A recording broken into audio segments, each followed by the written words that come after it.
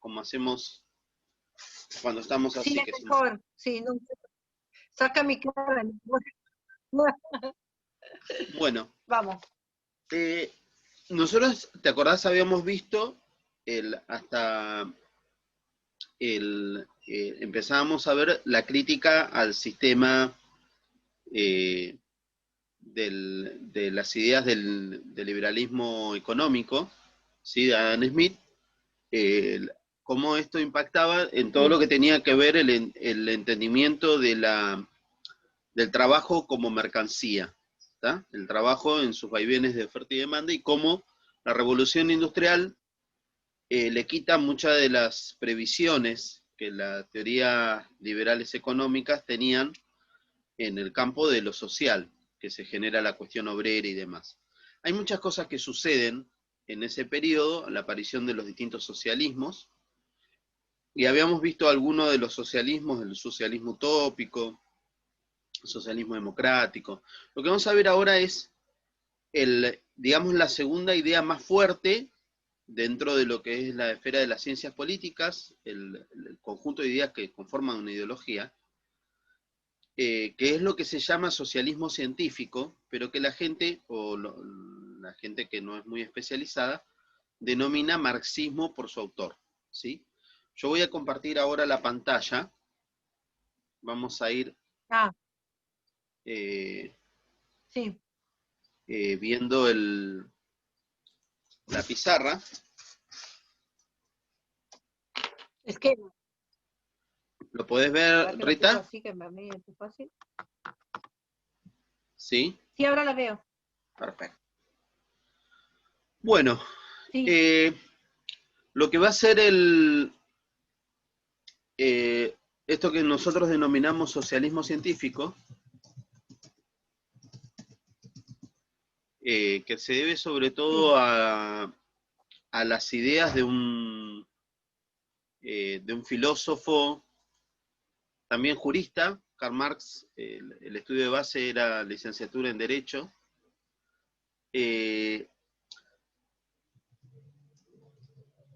Plantea una serie de un conjunto de ideas que van a ir evolucionando a lo largo de toda su vida, ¿sí? Se había cortado. En principio él escribe... Se había cortado la línea, ¿no? ¿Se ve ahí? ¿Estoy escribiendo? Ahora sí sí. Sí, ahora sí. Él tiene un compañero casi autoral de casi toda su vida, que es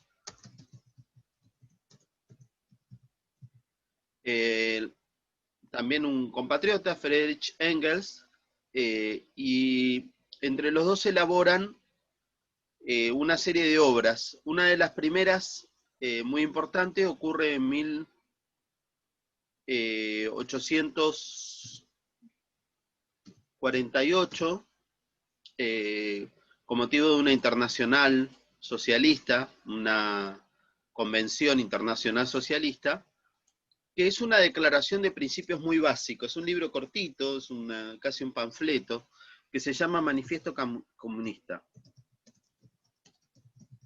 El Manifiesto Comunista empieza con una serie de frases que dice: una sombra se yergue sobre Europa y sobre el mundo, y él anticipa de que esa especie de conflicto que nosotros veíamos el año pasado, la clase pasada, que era un conflicto entre la clase trabajadora y la clase dominante,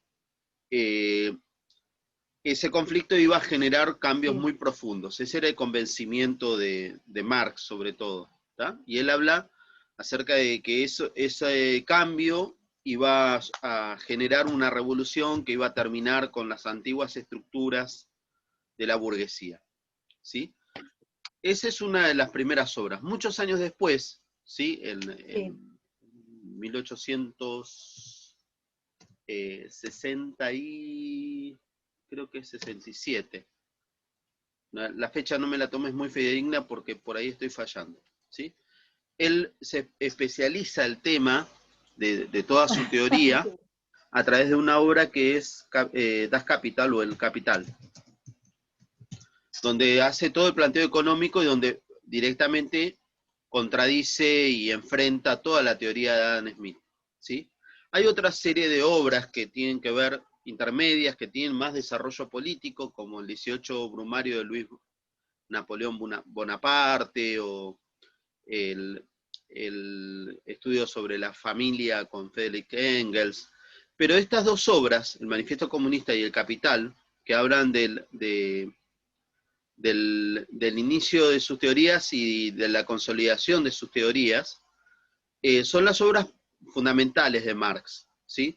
Yo siempre menciono, son obras en que colaboran Engels y Marx, pero donde la teoría sobre todo la pone Marx. Por eso la historia ha sido justa en como filósofo, de que quien plantea todas estas ideas sobre todo es Marx, y Engels hace pocas colaboraciones. De hecho hay muy poca obra de Engels propia, ¿sí? Hay que agregar también que Engels era una especie de benefactor de Marx. Marx tiene una historia muy dramática.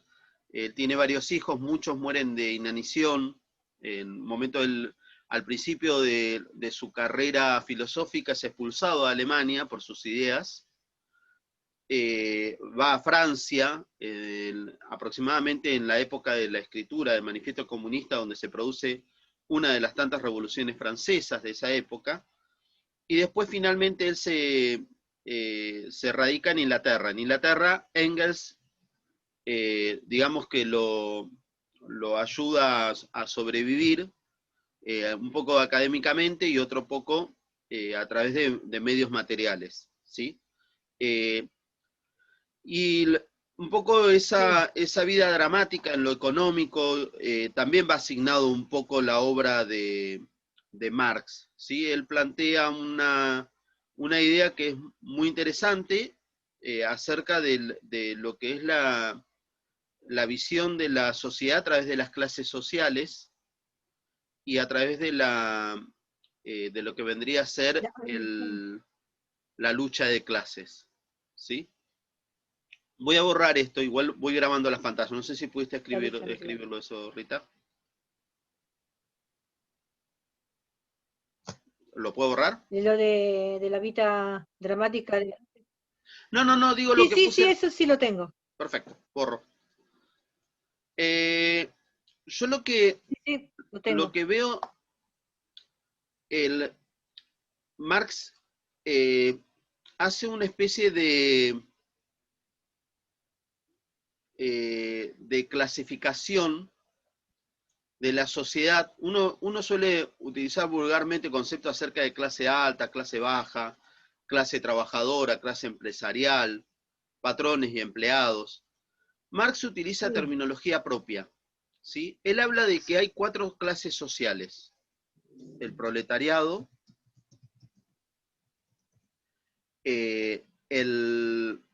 lo que se llama el terrateniente,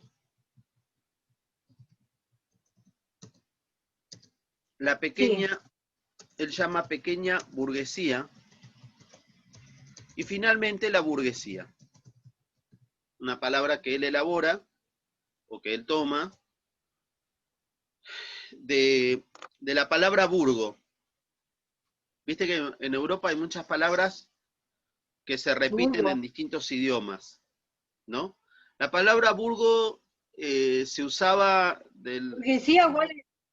Sí. ¿Decías, Rita? Se decía porque en italiano se ¿Qué decía significa el porque italiano? se burguesía igual, se parece. Sí, burguese. Pero vos No, sí, cuando decían el nivel medio de la burguesía. claro. Bueno, la palabra burgués viene de burgo, que significa en varios idiomas el equivalente a pueblo o ciudad. ¿Está? Si vos te pones a pensar, en Francia ¿Qué? está la localidad de Estrasburgo, en Escocia, Edimburgo, Sí, yo no sé sí. si Alemania o Suecia, Magdeburgo, ¿sí? Y la misma Hamburgo de Alemania ¿Y qué reproduce esto significa de burgo? Burgos. De hecho, ¿cómo? el Hamburgo, de donde viene la hamburguesa. Sí. Y No, el, no, no escuché qué significa. sí, Ah, sí, yo lo asociaba, pero no decía nada, porque me sentía fuera de lugar. y de hecho, hasta la misma Hamburguesa. España hay una localidad que se llama Burgos, ¿sí? Significaba más o menos lo mismo, la gente de las ciudades, ¿sí? La burguesía, los burgueses estaban en las ciudades, pero el significado que le da Marx es otro. Para Marx, la burguesía es una clase social que se caracteriza por ser la propietaria de los medios de producción.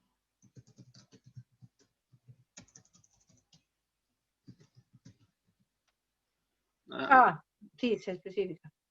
No, voy a tener que escribirlo de vuelta porque me sale de cuadrado.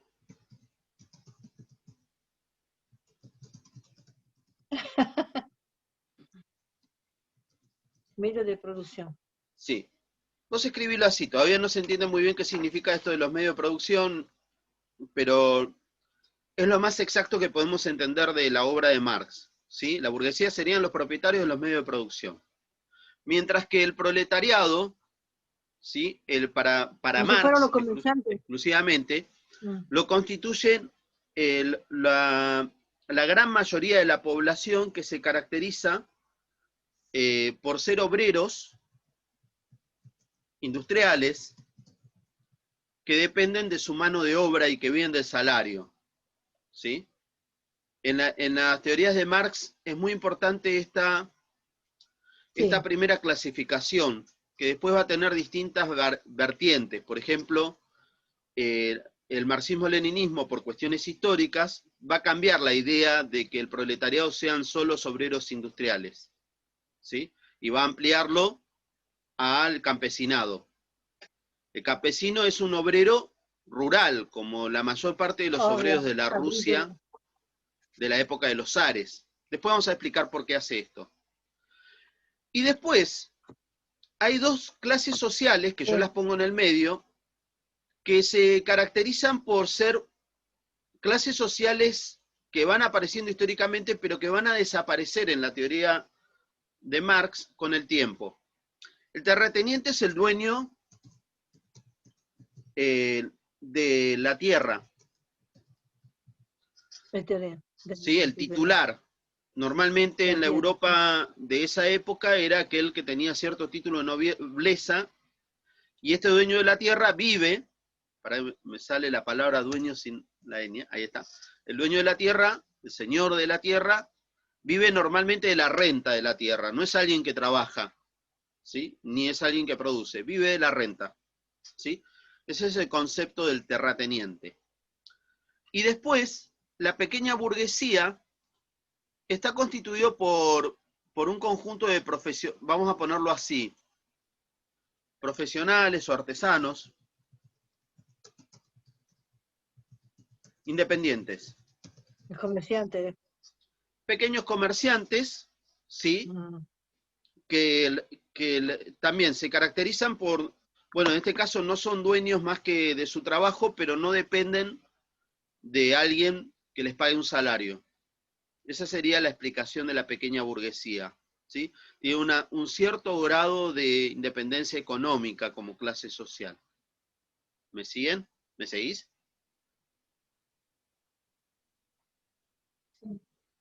Muy bien. Sí, sí, te sigo.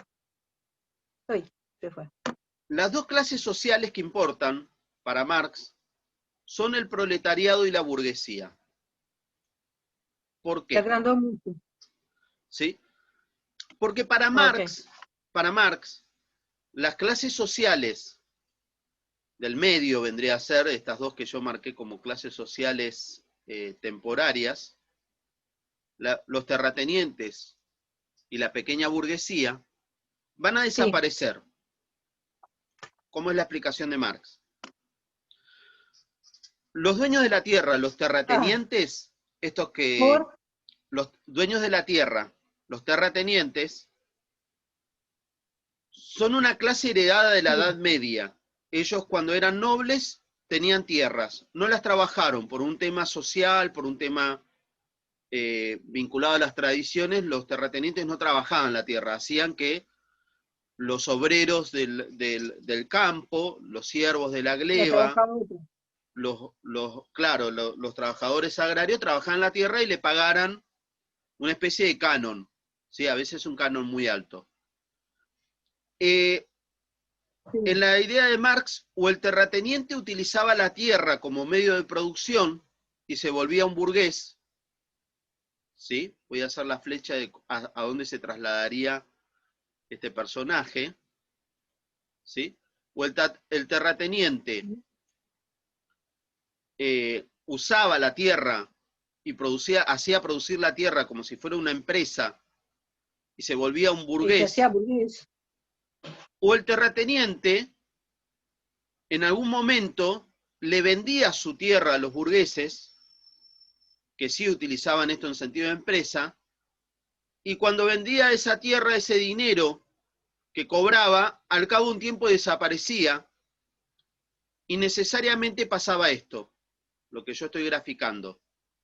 El terrateniente, al cabo de un tiempo de dilapidar el dinero de la venta de la tierra, tiene que dedicarse a trabajar. Y se vuelve proletario. Siguiendo a Marx. Extremista. La pequeña burguesía podía usar su profesión, creciendo en la profesión y empezando a tomar empleados y haciendo que otros trabajen para él.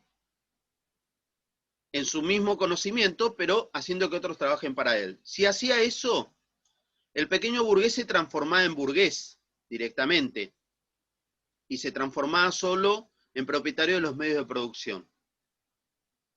O podía ser que por la competencia con los burgueses en el mismo rubro en el que estaba trabajando, el pequeño burgués terminaba trabajando para alguien, normalmente para un burgués, y eso significaba que en ese momento se volvía un proletario.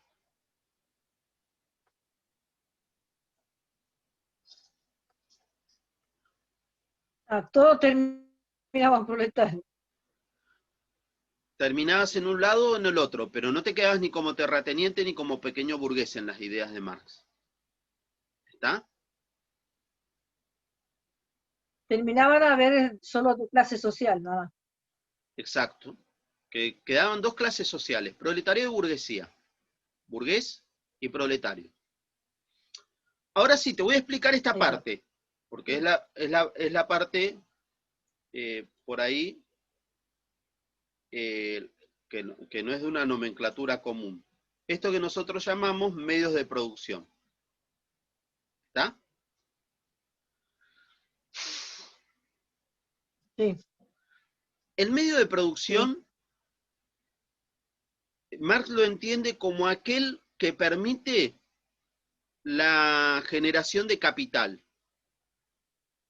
¿Qué llama capital? Algo que se acumula monetariamente. ¿Sí? Él entiende, él llama el capital a un dinero que se va acumulando. Capital. Capital. ¿Sí? Hay que entender que las palabras que nosotros usamos normalmente en esta teoría ya no tienen el mismo significado. Si nosotros decimos, bueno, capital, ¿qué es una capital? Es la capital de un país. No, eso no quiere significar en este caso. ¿Sí? Y vos decís, yo tengo un cierto capital. Podés querer decir que tenés un poco de dinero. La capital es la plata. O que tenés plata. Pero en la ideología de Marx, el capital es una plata especial. Es una plata que permite su acumulación y crecimiento autónomo. Yo cuando genero un capital, destino parte de mi dinero a el mismo crecimiento de ese capital. El medio de producción puede ser parte del mismo capital, ¿sí? Entonces, te doy un ejemplo. Si yo monto una empresa y me vuelvo un burgués, una parte del dinero lo voy a gastar, lo voy a usar para mi disfrute. Lo que yo gane al mes, una parte lo voy a disfrutar. Pero otra parte del dinero lo uso para seguir haciendo crecer la empresa. ¿Sí? Y esa parte del Lo dinero, que hace la empresa hoy, tendría. claro, cuando yo uso esa parte del dinero, yo digo que la empresa se está capitalizando. ¿Tá? Se está volviendo no solo un dinero, sino un capital. Sí. Algo que va creciendo con el funcionamiento de la empresa. Muchas veces vas a escuchar hablar a alguien que es marxista, Okay. y vas a escuchar hablar en forma indistinta en la palabra burguesía o capitalista. ¿Tá? Cuando dice es un burgués o es un capitalista o es un burgués capitalista, Okay. esto tiene que ver con el origen de esa forma de pensar de Marx acerca de la clasificación de las clases sociales. ¿Sí? Vamos a bueno, el medio de producción entonces es el medio industrial que permite generar un capital, que permite ir creciendo. Y ser dueño del medio de producción en una sociedad capitalista, ¿sí? Te genera a vos ganancias sin necesidad de que vos trabajes personalmente. Cuando sos capitalista, la razón por la cual te estás enriqueciendo no es porque estás trabajando, sino porque sos dueño del medio de producción. Por ejemplo, sin querer ser un ejemplo cercano. Okay. ¿Por qué el Aldre Iglesia, el dueño del diario de La Capital, justamente se llama La Capital, gana dinero? ¿Porque trabaja todos los días?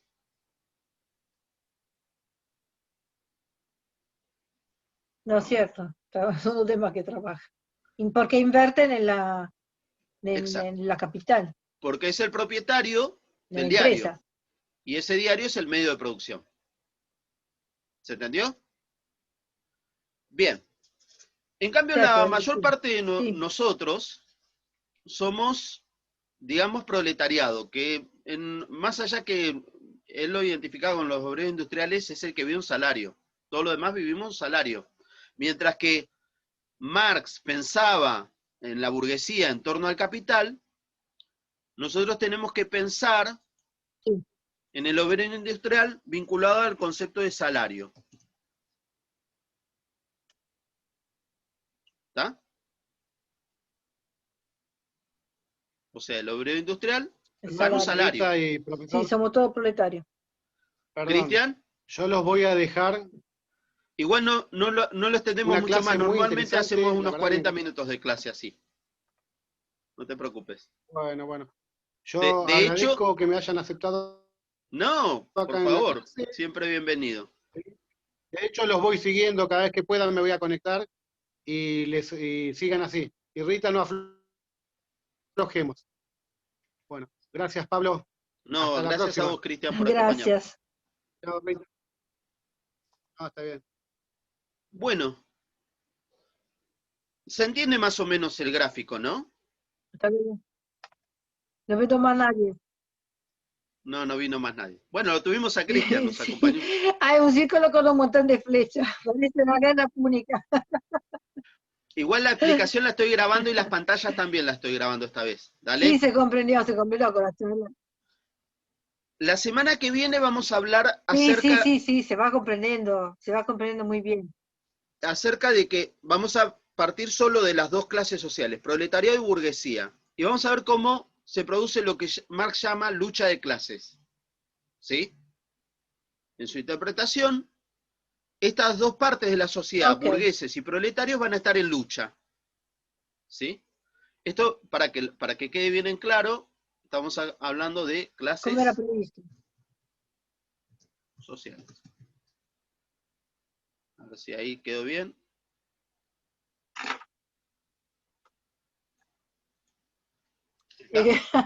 Hay que pelearla con eso.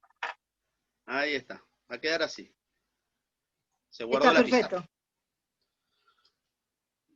Bueno, Rita, la semana que viene entonces, partiendo de esto, o sea, de acá donde dejamos, vamos a hablar de lucha de clases según Marx. ¿Está? Listo, no te voy a retener más. Bueno, perfecto. Sí, le agradezco mucho la clase. No, gracias a vos por estar presente. Muchísimas gracias, buenas noches. No es Hasta la poco. próxima. Dale, nos vemos la clase que viene. Fue un placer, Igualmente. como siempre.